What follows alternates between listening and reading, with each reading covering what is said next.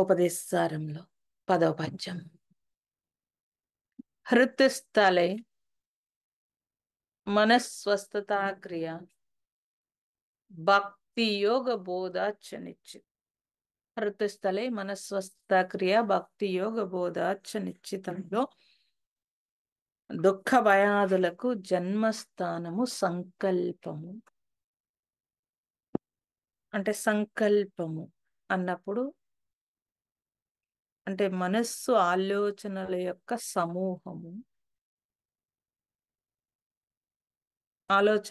సమూహము, అయితే సంకల్పము అన్నప్పుడు జీవభావం నుంచి పుట్టేవన్నీ అనేక రకాల నుంచి సంకల్పాలు పుడతాయి. జీవభావం ఒక్కటే కాదు. అయితే మనకు దుఃఖం కలిగిందనుకోండి, కారణం ఏమై ఉంటుంది? ఆ దుఃఖానికి కారణం అంటే మనం ఏం చేస్తాము? అన్వయ వ్యతిరేక క్రియతో ఆలోచిస్తాం. ఈ దుఃఖానికి కారణము ఎవరు అని అంటే, ఈ దుఃఖానికి కారణము పక్కవాళ్ళు. అంటే ఎక్కడైతే ఆ మూలం ఉందో ఆ మూలాన్ని మానేసి ఎటో వెతుకుతాం. కాబట్టి ఆ మీరు అన్వయ వ్యతిరేక ప్రక్రియతో పరిశీలించాలి. అంటే మనం ఎదురుగుండా ఉన్న దాని మీద పరిశీలించి నాకు దుఃఖానికి కారణం అనకుండా ఆపోజిట్లో వెతికితే మన దగ్గరకు వస్తుంది. ఏదో ఒక దాని గురించి స్మరించటం వల్ల దుఃఖం వస్తుంది అన్నప్పుడు స్మరించటం మానేస్తే దుఃఖం పోతుంది అని తెలుసు. కానీ స్మరించకుండా ఉండలేం కదండి మరి అని మీరు వెంటనే అనేస్తారు. అంటే అది రాకుండా ఉండదు. మైండ్లో దాంతోటి అదే మమేకమైపోయి తిరుగుతూ ఉంటుంది. దానివల్ల అందుకే మరి జ్ఞానం కావాలి. ఏ జ్ఞానం కావాలి? ప్రపంచ జ్ఞానం అంతా మనకు తెలుసు, కానీ మన గురించి మన జ్ఞానం తెలియదు. అందువల్ల వచ్చిన ఇబ్బంది ఇదంతా కూడా. ఇప్పుడు నేను ఆపుదామన్నా అది ఆగట్లేదు.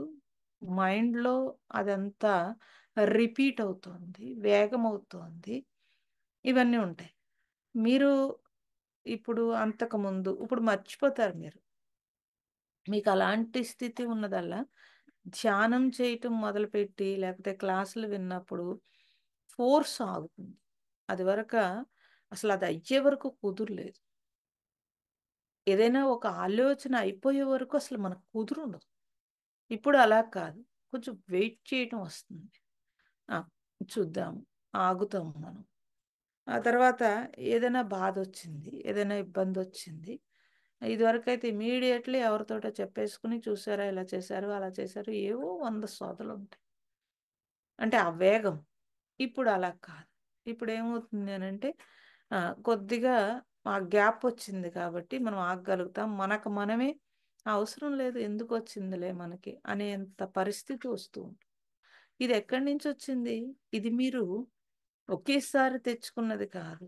అలా అని ఈరోజు మెడిటేషన్ చేస్తే ఈ రోజు నుంచి రాదు.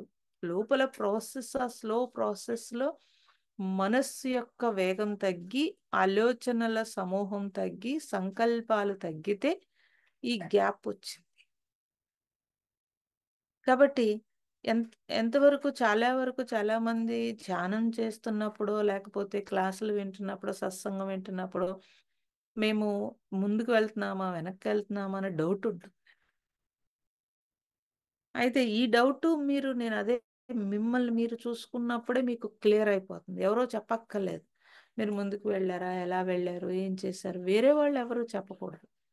మనకి మనమే దాన్ని చూసుకున్నప్పుడు మనకు తెలిసిపోవాలి. ఓకే.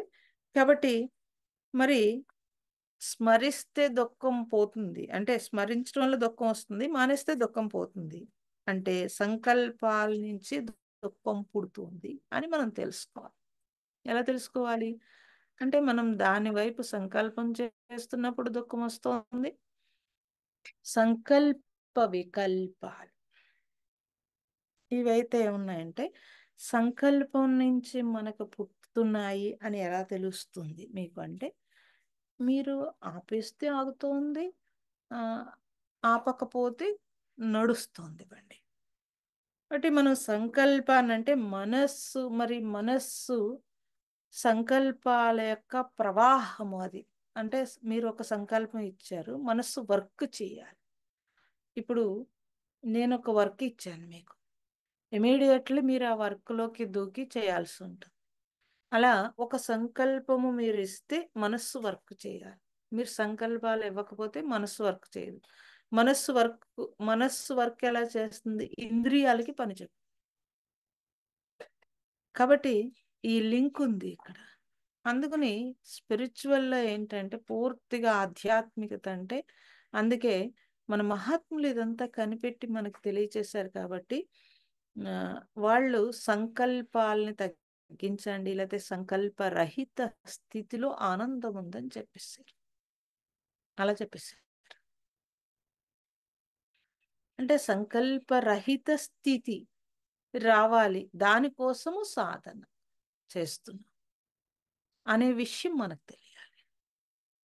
అలా తెలియాలి. కాబట్టి సంకల్పము, వికల్పం అంటే మరి అది మనకు అర్థం అవ్వదు సబ్జెక్ట్. ఎందుకని ఆలోచనలు మనస్సు అని తెలిసింది. అంతకుముందు అది కూడా తెలియదు. ఇప్పుడు ఆలోచనలు మనస్సు అని తెలిసింది. దాని మూలము సంకల్పం. అయితే ఆ సంకల్పానికి ఆధారము కోరిక. కోరికకి ఆధారము జీవభావం. జీవభావానికి ఆధారము అజ్ఞానం. అజ్ఞానానికి ఆధారము నువ్వు ఆత్మని తెలుసుకోకపోవడం. ఇది లైన్. ఓకే. కాబట్టి మీరు సంకల్పాన్ని ఆపేయాలి అంటే ఎలా ఆపాలి? కోరికను ఆపాలి. కోరికను ఆపాలి అని అంటే అరే కోరిక ఎలా ఆగుతుందండి? కోరిక లేకపోతే మనిషి ఎదుగుదల ఎలా ఉంది అని అడుగుతారు. సో ఎదుగుదల ఏ ఎదుగుదల? ఏ ఎదుగుదల? అంటే ఈ లైఫ్ ఏదైతే ఉందో ఈ లైఫ్ నువ్వు కరెక్ట్‌గా జీవించటానికి, లేకపోతే ఈ శరీర పోషణకి అవసరమైనవన్నీ తెచ్చుకోవడానికి తప్పనిసరిగా మనం ఏదో ఒక ఎదుగుదలని పేరు పెట్టుకున్నాం. ఒక పేరు పెట్టుకున్నాం. జీవించటము అనేది కాకుండా డెవలప్‌మెంట్ అనేది ఒక పేరు పెట్టుకున్నాం. నేనొకటి చెప్తాను. మనుషులందరూ డెవలప్‌మెంట్ పేరు మీదగా వాళ్ళు నలిగిపోతున్నారు తప్పించి, ఏ ప్రాణికి అవసరం లేని డెవలప్‌మెంటు మనిషికే కావలసొచ్చింది. అభివృద్ధి పేరు మీదుగా మనిషి తనకి తాను సౌకర్యాల్లో తనని తాను మర్చిపోయేటట్టుగా అభివృద్ధి చేసుకున్నాడు తప్పించి మిగతా ప్రాణులన్నీ సుఖంగా ఉన్నాయి. ఎందుకని ఈ పంచభూతాల నుంచి పరమాత్మ అన్ని ఇచ్చేసి అమర్చి ఉంచాడు ఇక్కడ. అవి ఆ అమర్చినవి తీసుకుని హాయిగా పడుకుని ఉన్నాయి. మనం ఎదుగుదల డెవలప్మెంట్ పేరు మీదుగా ఒకటి కనిపెట్టి టోటల్‌గా నేనే అందులో కూరుకుపోయే పరిస్థితిలోకి వచ్చాం. కాబట్టి ఇది సౌకర్యము, అది సౌకర్యము, ఏది సౌకర్యము, ఏ సౌకర్యం అన్నా సరే అలవాటది. సరే మరి అదెందుకు కనిపెట్టారండి అంటే, మన మానవ జాతి జ్ఞానముంది. ఆ జ్ఞానం ఇం ఒరిజినల్‌గా ఎటు వెళ్ళాలో అటు వెళ్ళకుండా బయటకొచ్చేసింది. బయటకొచ్చి ఆ జ్ఞానం మరి కుదురుండదు. ఆ జ్ఞానం ఏం చేసిందంటే అభివృద్ధి అని, రకరకాల డెవలప్‌మెంట్‌లని వచ్చింది. అప్పుడు మన మనుగడే పోయింది. మన మనుగడే పోయింది. మరి ఇలాంటి అభివృద్ధా మనందరం కోరుకునేది? ఒక్కొక్క డెవలప్‌మెంట్ పేరు మీదుగా ఒక్కొక్క ప్రమాదం తెచ్చుకుంటున్నామే. మనకే కాదు, మానవ జాతికే కాదు ప్రమాదం. అన్ని ప్రాణులకి ఆ ప్రమాదం తెచ్చి పాపం మూట కట్టుకుంటున్నారే. మరి డెవలప్‌మెంట్ పేరు మీదుగా మనిషి సాధించిందేంటి?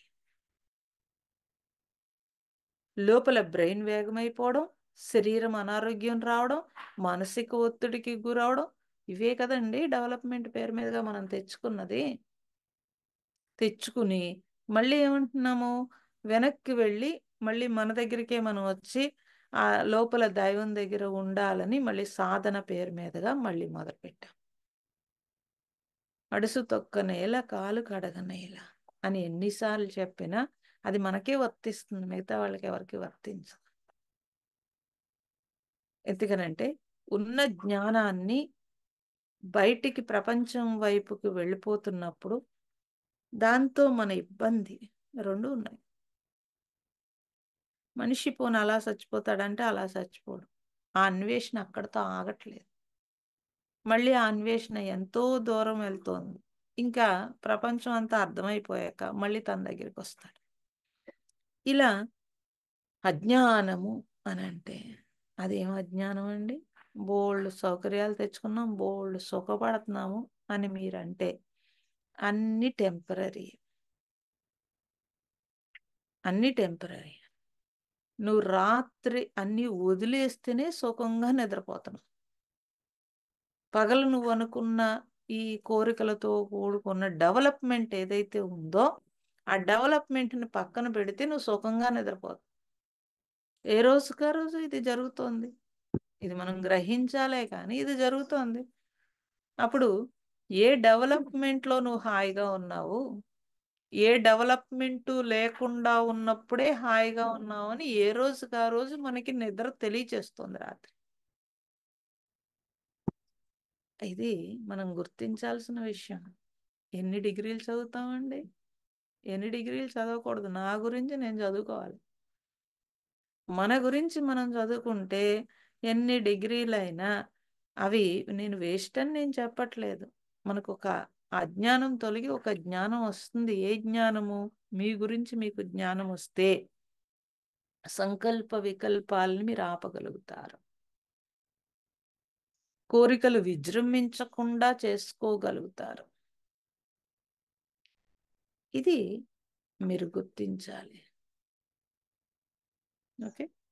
కాబట్టి మనస్సును శుద్ధం చేస్తే భయం సంకల్పం నుంచే పుట్టింది కాబట్టి మనం సంకల్పాలని వదలాలి అని అంటే మనస్సు శుద్ధం అవ్వాలి.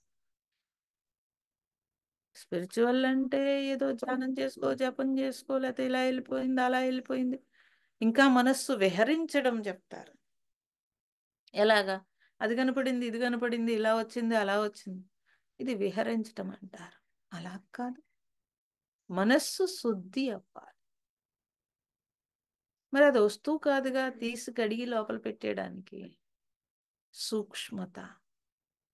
అటువంటి సూక్ష్మతలో శుద్ధం చేస్తే భయం, దుఃఖాలు దరిదాపులకు రాకుండా ఉంటాయి. కాబట్టి భయము, దుఃఖానికి కారణము నీ మనస్థితి, మానసిక పరిస్థితి.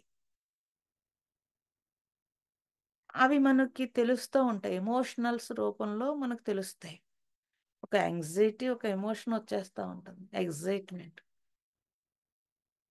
ఇప్పుడు మీరు ఇంకో ఉదాహరణ చెప్తాను మీకు ఎలా గమనించాలంటే, ఫుడ్ పెట్టుకున్నారు, మీకు నచ్చిన ఫుడ్ ఉందనుకోండి, ఇమీడియట్లీ మనము ఎమోషనల్స్ దూకేస్తాం. నచ్చని ఫుడ్ ఉందనుకోండి, బ్యాక్ వస్తుంది. అబ్బా ఇది తినాలా అని.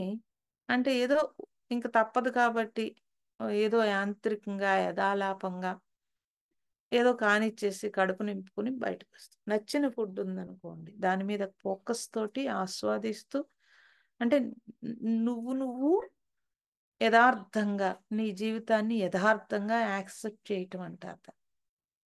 ఎందుకని? సో ప్రతిదాన్ని ఆస్వాదించాలి, ప్రతిదాన్ని ఆనందించాలి.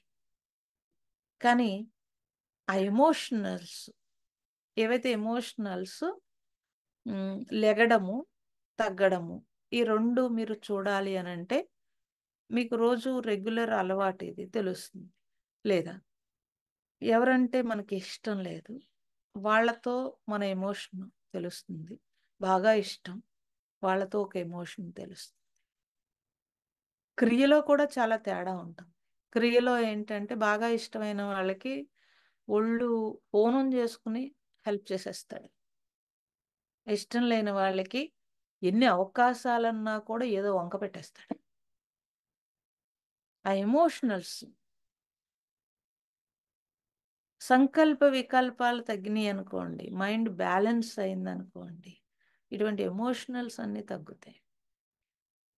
ఏది చెయ్యాలో దాన్ని యాజ్ ఇట్ ఈజ్గా చేయడం అనేది తెలుస్తుంది. సమం అన్నారు, సమత్వము అన్నారు, బ్యాలెన్స్ ఆఫ్ మైండ్, సమత్వ బుద్ధి, వికాసం, ఏవో బోల్డ్ పేర్లు చెప్పుకోవచ్చు దాన్ని. కాబట్టి మనస్సుని శుద్ధం చేయాలనంటే, దుఃఖ భయాల నుంచి పక్కకి తొలగించాలి అనంటే మన స్థితి మనకు తెలియాలి.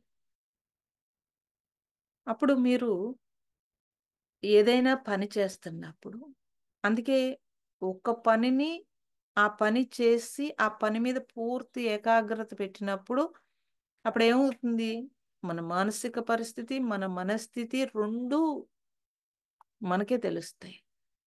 2, 3 పనులు చేసేస్తున్నాం అనుకోండి, మనస్సు స్పీడ్‌గా ఇది చేయాలి, ఇది చేయాలి, ఇది చేయాలి, ఇది చేయాలి అన్నప్పుడు అది ఇలా తిరుగుతుంటే మరి వేగము మీరే లేపారు. ఆ వేగాన్ని మీరు లేపారు. ఆ పని అయిపోయాక కూడా ఇంకా ఆ వేగం తగ్గదు. అది తగ్గడానికి మనం రిలాక్స్‌డ్‌గా బోలెడు పని చేసేసామన్నట్టు సోఫాలో కూర్చొని ఒక కప్పు కాఫీ తాగితే కొంచెం కాఫీ దగ్గరికొచ్చింది. అప్పుడు మీకేమనిపిస్తుంది? ఒక రిలాక్సేషన్ వచ్చినట్టు అనిపిస్తుంది.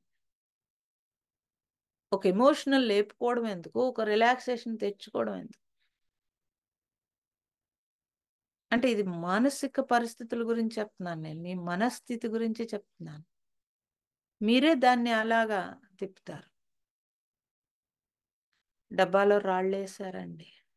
చాలా స్పీడ్‌గా తిప్పారు. ఒకలాంటి పిచ్చి సౌండ్ వస్తుంది. దాన్ని స్లోగా తిప్పారు. మనకే వినడానికి కొంచెం సొంపుగా ఉంటుంది. అలా మనస్సుని హై, స్లో చేయకూడదు. అందుకని మన పురాణాల్లో మనకెందుకే ఏం చెప్పారు?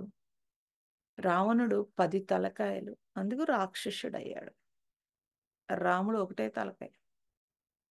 ఏ పని ఆ పని నిదానంగా చేసేవాడు రాముడు.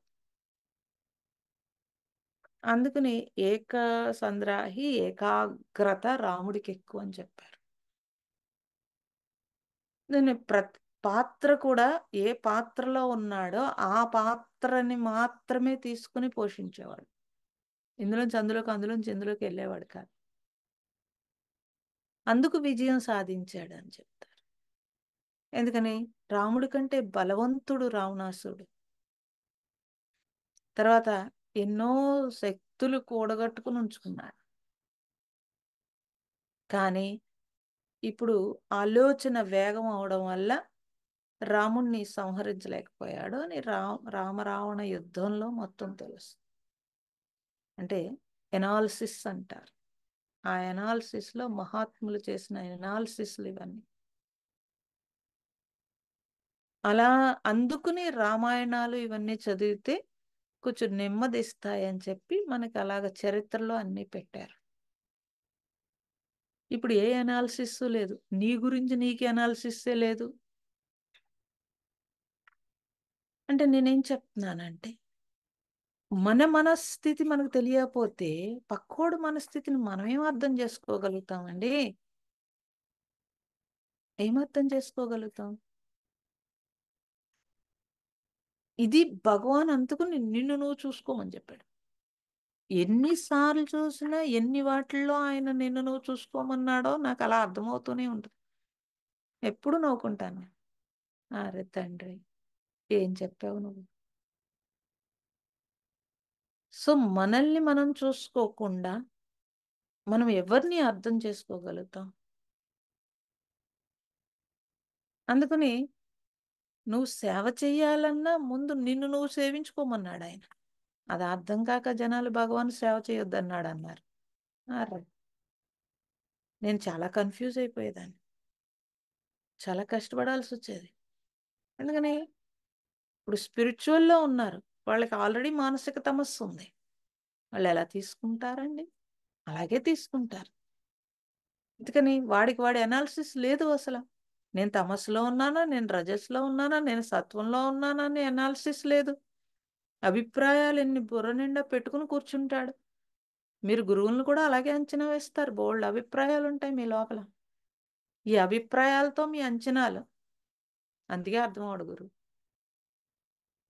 ఈ అభిప్రాయాలు తీసేస్తే వికాసము అన్నారు. అంచనాలు, అభిప్రాయాలు, కోరికలు, ఎమోషనల్స్ దాని నుంచి లెగిసినవి, మానసిక పరిస్థితులు. అందుకని మనోలయము, మనోస్థితులు ఏమీ తెలియదు. ఇప్పుడు మేము ఇక్కడ కట్టామండి, 3 ప్లేసుల్లో మెడిటేషన్ పెట్టాను. ఎందుకండి అలా ఓ చోట పెట్టచ్చు కదా, ఏక హాల్ కట్టారు కదా, ఇది సరిపోదా అని అడిగారు చాలా. వాళ్ళకి ఏం అర్థమవుతుంది నేను చెప్తే? మనోలయము, మనోస్థితులు ఉన్న సాధకులు వాళ్ళెవరో వస్తారు, అక్కడ కూర్చుని వాళ్ళు ఇంకొంచెం డెవలప్ అవుతారు. కాబట్టి మనిషి యొక్క మానసిక పరిస్థితి ఏదైతే ఉందో అది వాడికి ఎవడు మానసిక పరిస్థితి వాడికి అర్థం అవ్వాలి ఫస్ట్. అందుకని మనస్సుని శుద్ధం చేయాలి. మరి శరీరం రోజుకు 2 సార్లు సింతాల్ సబ్బో లేదో ఏదో చెప్తాను నేను. ఈ పియర్స్‌లో ఏవో పెట్టి రుద్ది, రుద్ది, రుద్ది శరీరాన్ని ఎన్నిసార్లో చేసేస్తే నాకు స్నానం చేయకపోతే అసలు కుదురుండదండి. లేకపోతే సెంటు స్ప్రే చేసుకొని ఇన్ని స్ప్రేలు చేసి, ఇన్ని రకాలు చేసి, ఇవి మళ్ళీ కంఫర్ట్‌లతో ఉతికి, ఈటిల్ని లోపల కంఫర్ట్ వదిలేసి బయట కంఫర్ట్‌లు బోలెడు చూసుకుంటాం. భలే పెట్టాడండి వాడి పేరు. నాకు చాలా చిత్రంగా అనిపిస్తుంది. కంపెనీ వాళ్ళందరూ ప్రొడక్ట్‌లు అమ్ముకోవడానికి ఎంతెంత హైయెస్ట్ పేర్లు పెడతారండి. సో, కానీ లోపల కంపోటుంది. ఆ విషయం తెలియట్లేదు. ముందు మనస్సు తెలిస్తే తర్వాత అంతఃకరణ దగ్గరికొస్తాను నేను. మనస్సే తెలియకపోతే అంతఃకరణ ఏం తెలుస్తుందండి మనుషులకి? కాబట్టి నా మనస్సు అన్నప్పుడు నేను అందుకే మెడిటేషన్‌లో మీకు చెప్తాను. నీ మనస్సు కాదు. నీ మనస్సు కాదు. మనస్సు. రోజు ఒకటే ఎందుకండి? అన్ని సార్లు ఒకటే ఎందుకు చెప్పడం? మార్చి మార్చి చెప్పొచ్చు గదా! అంటే కాదు. మీరు రికార్డ్ అవ్వాలి బ్రెయిన్‌లో. నా మనస్సు కాదు. మనస్సు అంతే. అదొక పరికరం. ఇప్పుడు ఆ పరికరం దుమ్ము పట్టేసింది. ఆ పరికరం ఏదో అనారోగ్యం వచ్చింది. ఆ అనారోగ్యం అంటే మీ ఎమోషనల్స్ అనారోగ్యం వచ్చింది. ఆ పరికరము ఇబ్బంది పడుతోంది. బీపీలొస్తున్నాయి. లేతే ఇంకోటొస్తున్నాయి, ఇంకోటొస్తున్నాయి. మరి నా మనస్సు అన్నప్పుడు నువ్వు నీ మనస్సుని శుద్ధి చేయాలి కదండీ! చేస్తే అన్నీ తగ్గుతాయి. స్నానం చేయకపోతే శారీరక అనారోగ్యం ఎలా వస్తుందో, మనస్సు శుద్ధం చేయకపోతే మానసిక అనారోగ్యం కూడా వస్తుంది. ఇది మీరు ఫిక్స్. ముందది ఫిక్స్ అవ్వండి. ఎంతసేపు ఈ పైన చూసుకుని దీనికేం కావాలి, దీనికేం కావాలి, దీనికి సౌకర్యం కావాలి, దీనికది కావాలి, దీనికి డబ్బులు కావాలి, దీనికిలా చేసుకోవాలి, దానికలా చేసుకోవాలి కాదు. దీన్ని నడిపే ఓటుంది లోపల. దానికేం గావాలి? దానికి శుద్ధత కావాలి. దానికి శ్రద్ధ కావాలి. ఓకే. ఇది తెలిస్తే అప్పుడు ఏం చేయాలి? ఎలా శుద్ధవుతుందండి? ఈ శరీరం నా దగ్గరుంది కాబట్టి నాకు తెలుస్తోంది కాబట్టి, మళ్ళీ ఈ శరీరాన్ని ఉపయోగించి ఈ శరీరాన్ని శుభ్రం చేస్తాను. మరి మనస్సు నాకు తెలియదు కదా అనంటే, దానికి మార్గము బోలెడు రకాలు చెప్పారు. కర్మ, భక్తి, జ్ఞానము ఇవన్నీ ఎందుకండి? ఇవన్నీ ఇన్ని రకాలు భగవద్గీతలో వింటే తెలుస్తుంది. ఎన్ని రకాలు. ఇన్ని రకాలు ఎందుకు పెట్టారు? అంటే ఎవడెవడు మానసిక పరిస్థితి ఎలా ఉందో, ఎందులో శుద్ధవుతుందో ఎవడికి తెలుసండి? మీరు వస్త్రం మీద ఏదో అంటించుకున్నారు. అది నీళ్ళతో పోతుందా? లేతే సర్ఫ్‌తో పోతుందా? లేతే నిమ్మకాయలు రుద్దాలా? అది మీకే తెలుస్తుంది. ఓటి ట్రై చేస్తారు, ఓటి ట్రై చేస్తారు, ఓటి ట్రై చేస్తారు. ఎప్పుడో ఒకప్పుడు సక్సెస్ అవుతారు. అలాగే భలే చెప్పారండి బాబు! బట్టలకిను, మనసుకి లింక్ పెట్టేస్తున్నారంటే మీకు బాగా గుర్తు రావాలంటే అదే లింక్ పెడతా అన్నారు నేను. తెల్లారి లేస్తే ఇవన్నీ చేయటమే నా డ్యూటీ అనుకుంటున్నారు కానీ, నీ లోపల నీ మనస్సును కూడా శుద్ధి చేయాలి. ఇది నా డ్యూటీ అని మీరు అనుకోవట్లేదు కాబట్టి, ఒరేయ్ నాయనా ఇది శుద్ధి చేసినప్పుడు కొంచెం గుర్తు తెచ్చుకుంటావు. నీ మనస్సును కూడా శుద్ధి చేయాలి. ఈ బట్టలు ఒకటే కాదు. లేతే ఈ గిన్నెలు తోమినప్పుడు ఇదే కాదురా బాబు! నా మనస్సును కూడా తోమాలి ఒకసారని నువ్వు గుర్తు తెచ్చుకోవాలి. ఇల్లు ఊడుస్తా ఉంటారు. ఊడిసినప్పుడు దీన్నే కాదు నన్ను గూడా ఊడ్చుకోవాలి ఒకసారని లోపల పెట్టేసుకున్నయన్నీ ఊడ్చుకోవాలని తెలియాలి. ఇంటికి, ఒంటికి అన్నింటికి పరిమితమైపోయి ఉన్నాము. కాదు. ఇంటికి, ఒంటికే కాదు వీటన్నింటిని నడిపేవి లోపల ఒకటున్నాయి. వాటిని కూడా కొంచెం పట్టించుకోండి అని నేను బతిమాలి చెప్తున్నాను మీకు. అది చెప్తున్నాను నేను. ఇన్నర్ పార్ట్‌లు ఒకటున్నాయి. ఈ ఔటర్ పార్ట్‌లు కదలాలి అంటే ఇన్నర్ పార్ట్‌లని మీ గ్రిప్‌లో ఉంచుకుంటే ఔటర్ పార్ట్‌లు బావుంటాయి. గ్రిప్‌లో ఉండాలి అనంటే కర్మ, భక్తి, జ్ఞానము 3 ఉంటే మౌలికమైన సత్యాన్ని పట్టించుకోరు. భక్తి చేయండి, ఉపాసన చేయండి అంటే అవి కూడా మళ్ళీ బయటే. నిన్నెవరో అడిగారు నన్ను. భగవంతుడంటే నమ్మకమే కదా! ఇప్పుడు ఆ నమ్మకం లేకపోతే భగవంతుడు లేడా అని క్వెషన్ అడిగారు. అక్కడ కూర్చున్న అందరి అభిప్రాయాలు అడిగితే భగవంతుడంటే అనేక రకాలు చెప్పారు. అప్పుడు మళ్ళీ క్వెషన్ అడిగారు. మరి భగవంతుడంటే అభిప్రాయమే కదా అని. మరి అభిప్రాయం ఎలా అవుతుందండి? నువ్వు ఫీల్ అవుతున్నావా లేదా? లోపల నీ మనస్సు నెమ్మదిస్తుందా లేదా? నమ్మకము, అభిప్రాయము కలిపి అనుభవం తీసుకురావాలి. అది భగవంతుడంటే. అనుభవేద్యము అన్నారు అందుకే. అనుభవేద్యం అన్నారు. మళ్ళీ అక్కడ మూఢత్వం ఉంటుంది. ఏ మూఢత్వము? అజ్ఞానము. ఏ అజ్ఞానము? ఈ శరీరానికి సంబంధించిన అవసరాలకు మాత్రమే భగవంతుడు అనేది అజ్ఞానం. కాబట్టి భగవంతుడంటే నమ్మకము, అభిప్రాయాలు అన్నింటి నుంచి అనుభవం. ఆ అనుభవము సాధనలోనే వస్తుంది. ఇంకో దాంట్లో రాదు. కాబట్టి సాధన చేయాలి. మీరేమనుకుంటారు?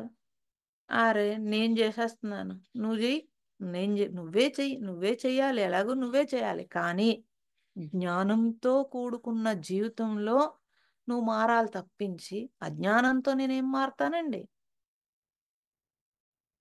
కాబట్టి ఆ జ్ఞానానికి గురువు అవసరం. పోనీ ఏ జ్ఞానం కావాలి? నన్ను పట్టుకుని లాగే జ్ఞానం కావాలి. నన్ను శుద్ధి చేసే జ్ఞానం కావాలి తప్పించి, మళ్ళీ అజ్ఞానంతో ఇలా చేస్తే ఇలా కలిసొస్తుంది, అలా చేస్తే ఇలా కలిసొస్తుంది అనంటే, ఇంకా ఏదో దండం పెడితే నాకు ఆశీర్వాదం వచ్చి నెత్తి మీద నాకు అర్జెంట్‌గా సాధన చేయకుండా సరిపోతుందంటే, ఇంక దానికి అర్థం పర్థం లేదు అసల. దండం పెడితే మంచిది. పోనీ వాళ్ళ యొక్క చల్లని చూపో, లేకపోతే వాళ్ళు మనల్ని ఆశీర్వాదమో వస్తుంది. నేను కాదని చెప్పట్లేదు. దాని ద్వారా నేనేమి చేయకుండా ఉద్ధరించబడతాను అనడం తప్పు. అది తప్పు. ఇప్పుడు నీ మీద జాలేసి ఎవరో భోజనం పెట్టారు. ఆ భోజనం గాలిలో నాకు లోపలికెళ్ళిపోతుందేంటండి? నేనే తినాలి మళ్ళీ. అలాగే భగవంతుడన్నప్పుడు, అనుభవించమన్నప్పుడు నువ్వు అనుభవించాలి అనంటే తప్పనిసరిగా ఆ భగవంతుడు నువ్వేదన్నా కోరుకుంటే కనుక ఆ అనుభవం కోసం కోరుకోవాలి కానీ మళ్ళీ ఈ ఎదవ శరీరం పోయే శరీరం కోసం ఏం కోరుకుంటావండి? ఈ ఎమోషనల్స్ కంట్రోల్ లేక భగవంతుడిని కూడా ఎమోషన్‌లోకి లాగుతారు. కాబట్టి భక్తి, ఉపాసన ఇవన్నీ కూడా నిన్ను అటువైపుకి తీసుకువెళ్తాయి తప్పించి దాంతో నీకు విడుదల రాదు. దాంతో మోక్షం రాదు. అనేది తప్పనిసరిగా గట్టిగా చెప్పాల్సి ఉంటుంది. మరి ఈ వాదనలో ఏది సత్యము అన్నప్పుడు ఏనుగుని నలుగురు చూపు లేని వాళ్ళు వర్ణించారనుకోండి. వాళ్ళెలా వర్ణిస్తారు? అనంటే కంటి చూపు లేదు. ఎలా వర్ణిస్తారు అనంటే తోకని చూసి ఇది పాము అనుకుంటారు. లావు చూసి అదేదో అనుకుంటారు. తొండం చూసి ఇంకోటి చెప్తారు. ఒరిజినల్‌గా వాడికి ఇది ఏనుగు అని తెలిసినప్పుడు ఆ జ్ఞానం ఉంటేనే వాడు ఏనుగుని గుర్తించగలుగుతాడు. అలాగే నువ్వు భగవంతుడిని గుర్తించాలన్నా ఒరిజినల్‌గా నువ్వు ఆ భగవత్ స్వరూపము అయ్యి ఉండాలి. మరి నేనెలా ఎప్పుడు భగవత్ స్వరూపం అవుతానండి అంటే సాధన చేసి నువ్వు అటువైపు జర్నీ చేస్తే అప్పుడు కదండీ! అందుకే చెప్తున్నాను. ఒక ప్రేమ ఉన్నవాడు ఇంకొక ప్రేమను గుర్తించగలడు. ఒక దొంగవాడు ఇంకొక దొంగను గుర్తించగలడు. ఒక జ్ఞాని ఇంకొక జ్ఞానిని మాత్రమే ఒక జ్ఞాని మాత్రమే ఇంకొక జ్ఞానిని గుర్తించగలడు. అలాగే ఏ కష్టమో తెలియకుండా మీరు పిల్లల్ని పెంచుతుంటే అందుకే మీ కష్టం వాళ్ళకి తెలియట్లేదు. నువ్వు నోటితో చెప్తున్నావు. ఏమని? నేనింత కష్టపడి పెంచాను. నేనింత కష్టపడి పెంచాను. విని విని వాడికి విసుగొస్తుంది. చాల్లే అందరూ పెంచుతున్నారు అన్నట్టు పైకనపోవచ్చు లోపల అనుకుంటాడు. నేను ప్రతి ఎవ్రి మూమెంట్‌లో వాడికి కష్టం తెలియాలి అనంటే వాడికి అనుభవం రావాలి ముందు. వాడికి అనుభవం రావాలి. అలా అనుభవం రాకుండా నేనే కష్టపడిపోయి నేనే చేసేస్తాను. నేనే అన్నీ అందించేస్తాను. వాడు సుఖంగా ఉండడానికి నేను సౌకర్యాలు కల్పిస్తాను. వాడు సుఖంగా ఉండడానికి నేను డబ్బులు కల్పిస్తాను. ఈలోగా నేను అన్నీ దొల్లేసి నేను జబ్బులు తెచ్చేసుకుంటాను. నా మానవ జన్మను వేస్ట్ చేసేసుకుంటాను అని మనము ఒక ఎమోషన్‌తో పరుగు పెట్టిన పరుగు నీకు అనుభవం నేర్పుతుంది పాఠం. కాబట్టి మనస్సు శుద్ధమంటే ఏమనుకుంటున్నారు? ఈ అజ్ఞానాన్ని తొలగించటం. తొలగిస్తే జ్ఞానముంటే ఎమోషనల్స్ తగ్గుతాయి. తగ్గితే అందుకే ఏమంటారనంటే నువ్వు సాధన స్పిరిచువల్‌లో ఉంటేనే సాధనలోకొస్తాడు. స్పిరిచువల్‌లోంచి సాధనలోకి రావాలి. సాధన నుంచి ఏకాగ్రతకి, ఏకాంతానికి రావాలి. అలా రాకపోతే కుదరదండి.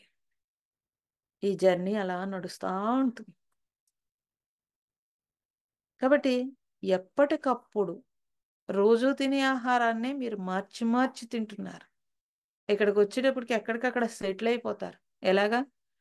ధ్యానం చేసుకుంటున్నానండి. అక్కడ చేసుకుంటున్నాను. బానే ఉంది అంటాడు.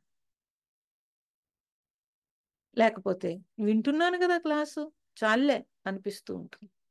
ఎదగవా ఇంకా? అలాగే ఉండిపోతావా? క్లాస్ వింటూ, ధ్యానం చేస్తూ అలా ఉండిపోతావా? మరి ఎదగాలంటే ఏం చేయాలండి? సో, నువ్వు లోపలవన్నీ ఇంకా డీప్ శుద్ధి చేయటానికి నేనేం చేయాలి? అనే దగ్గర దృష్టి పెట్టాలి. కాబట్టి అందన్యాయం అనంటే ఒక గుడ్డివాడు ఇంకో గుడ్డివాడికి దారి చూపించాడనుకో. వీడు ఏ గోతిలో పడ్డాడో ఆ గోతిలోనే పడతాడు. మనం అజ్ఞానుల చుట్టూ వేసుకుని పొగిడించుకుంటూ నేను మంచివాడిని అని మూర్చబెళ్ళ వేసుకుని అందన్యాయంలో ఉంటాం. అందుకని జీవించేటప్పుడు నీకంటే తక్కువ వాడితో పోల్చుకో. నువ్వు ఎదగాలంటే మహాత్ములతో పోల్చుకోమన్నారు. ఎదగడం అంటే మళ్ళీ నేను డబ్బులతో అని నేను చెప్పనండోయ్. అంతరంగా నువ్వు శుద్ధవ్వాలంటే మహాత్ములతో పోల్చుకో. నీకు అవకాశం ఉంటే వాళ్ళతో గడుపు. నీకు అవకాశం ఉంటే వాళ్ళు చెప్పినయన్నీ ఆచరించడానికి ట్రై చెయి. అప్పుడు ఎదుగుతావు.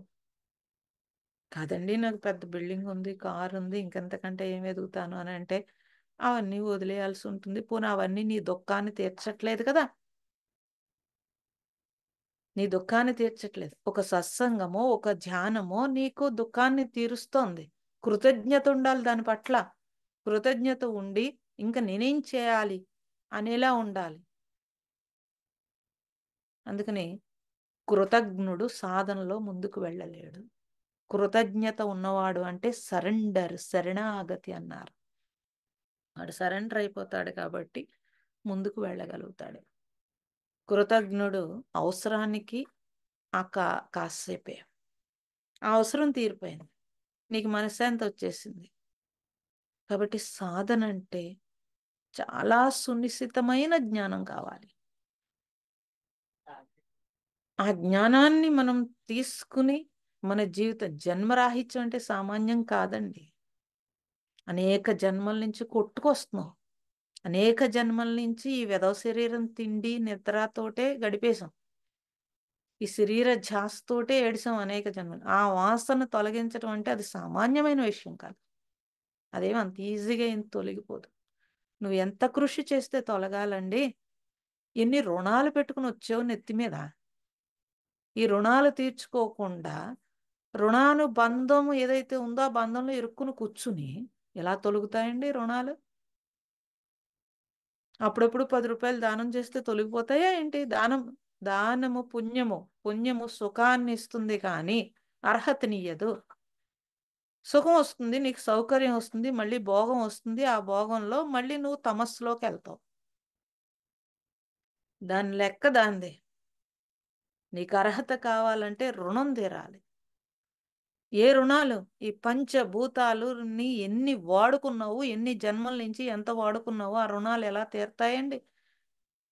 కనీసము నేను దాని వైపు దృష్టి పెట్టి నేను ఆ రుణం తీర్చుకోవడానికి నన్ను నేను సేవించుకోవడానికి సేవ చేస్తానండి. ఎవడికి చేస్తామండి మనం సేవ? నేను అర్హత సంపాదించుకోవడానికి ఏదైనా సేవ చేయాలి తప్పించి మనం ఎవరికి సేవ చేయగలం? అది కూడా భగవంతుడు ఇయ్యాలి మనకి. మనకి ఇవ్వట్లేదు, మన బుద్ధి వంకర అవుతోందంటే అర్హత సరిపోవట్లేదు అని అర్థం. భగవంతుడు ఇవ్వకుండా ఎవడండి సేవ చేసేయగలడు? ఆడి బుద్ధి వంకర అయిపోతుంది. ఏదో వచ్చి ఆ ఇరుక్కుంటుంది ఆ మనస్సు తమస్సుతోటి. అందుకు మనస్సు శుద్ధం చేసే డ్యూటీ పెట్టుకోవాలి. అలా శుద్ధమైతే తప్పించి నీకు విడుదల రాదు అనే జ్ఞానం మనిషికి లేకపోతే మనిషి అయి పుట్టిన వృధా. అయితే గుర్తుపెట్టుకోవాలి.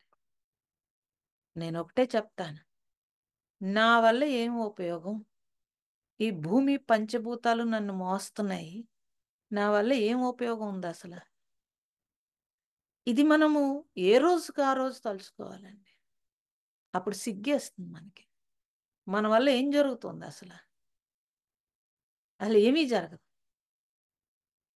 కానీ ఈ భూమి ఆహారాన్ని ఇస్తుంది, ఆకాశము ఓజోన్ శక్తిని ఇస్తుంది, ఈ నేల నిన్ను మోస్తోంది, గాలి ప్రాణశక్తిని ఇస్తోంది, నీరు ఈ శరీరాన్ని కాపాడుతోంది. తిరిగి మరి నేను పంచభూతాలకి ఏం చేస్తున్నాను అసలు? అంటే ఆ నేను నాది గట్టిగా పట్టుకో. ఆ నేను నాదిలో ఎంత ఇరుక్కున్నానంటే నన్ను ఉద్ధరించే గురువు కూడా నాకు అక్కర్లేదు. నేను నాదే కావాలి నాకు. ఎంతో పుణ్యం పుచ్చిపోయి మనకు అదృష్టం ఉంటే కనీసం మనకి చెప్పేవాడో లేకపోతే మనల్ని పట్టించుకునేవాడో ఇటు అంటే ఆంతరం వైపు, బాహ్యం వైపు కాదండి. బాహ్యం వైపు బోళ్ళ మంది ఉంటాయి, అవసరాలు రిలేషన్లు బోళ్ళు ఉంటాయి మనకి.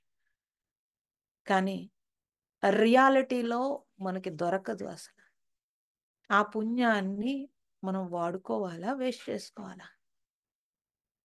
ఇది ఈ ఈ అజ్ఞానం. ఇది అజ్ఞానం అంటే ఈ అజ్ఞానాన్ని తొలగించే జ్ఞానము ఏదైతే ఉందో అటువైపు నా జర్నీ, అటువైపు నా జీవితం అని మన బాధ్యతలు అయిపోయాక కూడా మనకి ఇంకా బాధ్యతలు అనిపిస్తున్నాయి అని అంటే అది పెద్ద అజ్ఞానం. అయిపోయాకైనా నీ జన్మ వైపు నువ్వు వెళ్ళకపోతే ఇంక నువ్వు ఎందుకండి? భూమికి భారం తప్ప. కాబట్టి ఈ ఈ జర్నీలో ఈ జర్నీలో ముందు ఫస్ట్ మనస్సు శుద్ధం అవ్వాలంటే మనస్సులో ఉండే లోభ మోహము ఈ రెండు తీరితే తమస్సు తగ్గుతుంది. తమస్సు తగ్గితే మనస్సు శుద్ధం అయితే ఇంకా బోల్డ్ శుద్ధాలు ఉన్నాయి. నేనేమంటానంటే ఇన్ని లోపల పెట్టుకుని మనకేం భగవంతుడు కనిపిస్తాడండి? మనకేం తెలియబడతాడు? కాబట్టి నువ్వు ట్రై చేయి. ఎక్కడ ట్రై చేయాలి? మనలోకి మనం శుద్ధం అవడానికి నేనేం చేయాలి, నా మనస్సు శుద్ధం అవడానికి నేనేం చేయాలి అనే విషయం మీద ముందు ఫస్ట్ దృష్టి పెట్టాల్సి ఉంటుంది. ఓకే, అంతవరకు చెప్దాము.